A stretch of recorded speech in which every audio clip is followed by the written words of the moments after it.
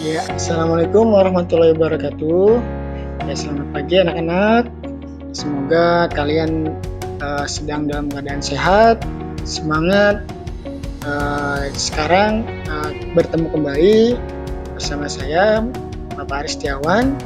Hari ini kita akan belajar tentang interaksi makhluk hidup dan lingkungan. Oke, sebelum kita mulai pembelajaran, kalian harus mengetahui ini adalah kompetensi dasar yang harus kalian miliki setelah mempelajari bab ini. Yang pertama adalah menganalisis interaksi antara makhluk hidup dan lingkungannya serta dinamika populasi akibat interaksi tersebut. Kemudian kalian juga diharapkan bisa menyajikan hasil pengamatan terhadap interaksi makhluk hidup dengan lingkungan sekitar. Oke, selain itu, ini adalah indikator kalian sudah mencapai kompetensi tersebut. Salah satunya pertama adalah menjelaskan konsep lingkungan dan komponen-komponennya. Yang kedua, mengidentifikasi komponen abiotik dan biotik pada lingkungan. Yang ketiga, menjelaskan interaksi antara komponen dalam ekosistem. Itu Bapak harapkan kalian bisa mencapai kompetensi yang diinginkan selama pembelajaran kali ini. Oke, pertama kita harus memahami dulu mengenai konsep lingkungan.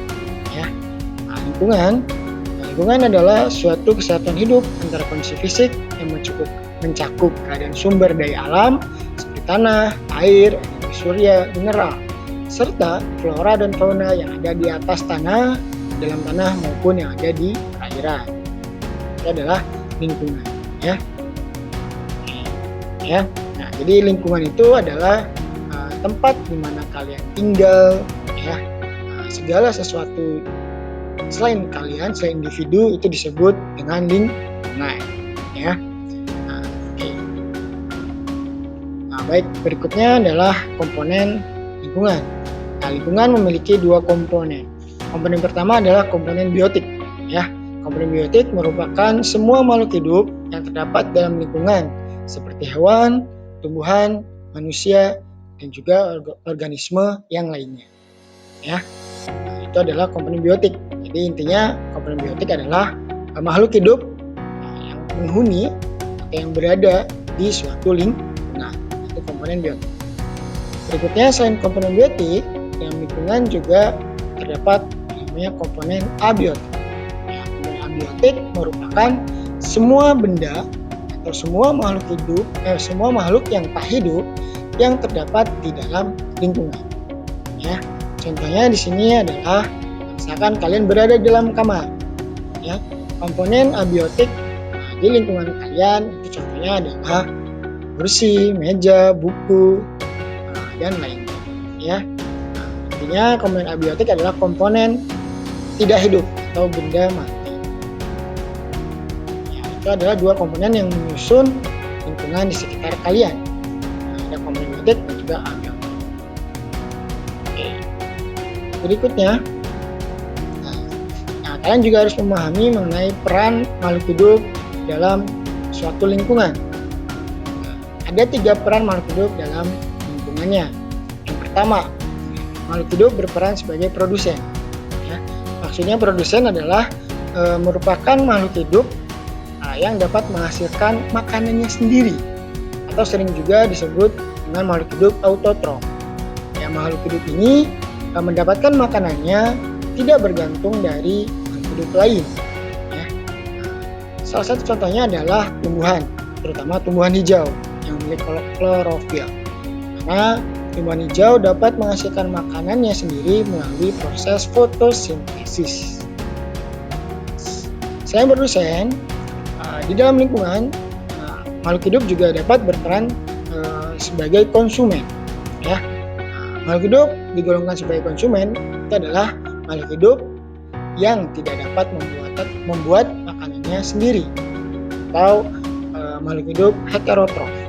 Jadi makhluk hidup ini mendapatkan makanannya dari makhluk hidup lain. Contohnya di sini adalah kambing, sapi, ya, ayam dan lain sebagainya, itu mendapatkan makanan dari makhluk hidup lain, yaitu tumbuhan, rumputan, ilalang, dan lain sebagainya, ya. Jadi makhluk ini mendapatkan makanannya dari makhluk hidup lain atau memakan makhluk hidup lain atau memakan produsen ya, lebih spesifik. Nah, selain produsen dan juga konsumen, peran yang ketiga adalah makhluk hidup dapat berperan sebagai pengurai ya atau dekomposer. Nah, dekomposer ini bertugas untuk membusukkan dan menguraikan hewan atau tumbuhan yang telah mati menjadi zat organik yang nantinya akan diserap oleh tanah ya. Nah, itu adalah fungsi dari pengurai. Salah satu contoh dari pengurai adalah bakteri atau jamur. Itu adalah 3 peran makhluk hidup dalam lingkungan sebagai produsen, konsumen, dan pengurai. Oke. Berikutnya, dalam lingkungan antara makhluk hidup itu memiliki pola interaksi yang berbeda. Ya, kita lihat ada beberapa pola interaksi di sini. Yang pertama, pola interaksinya bisa persaingan atau kompetisi, pemangsaan atau predasi, kerjasama atau timbal balik, itu disebut juga sebagai simbiosis. Nah, apa perbedaan dari ketiga interaksi ini? Pertama, kalau persaingan kompetisi. Nah, kompetisi ini contohnya adalah perebutan makanan oleh satu jenis makhluk hidup. Contohnya singa yang berebut makanan berupa rusa dan lain sebagainya. Itu adalah kompetisi. Nah, berbeda dengan pemangsaan atau predasi.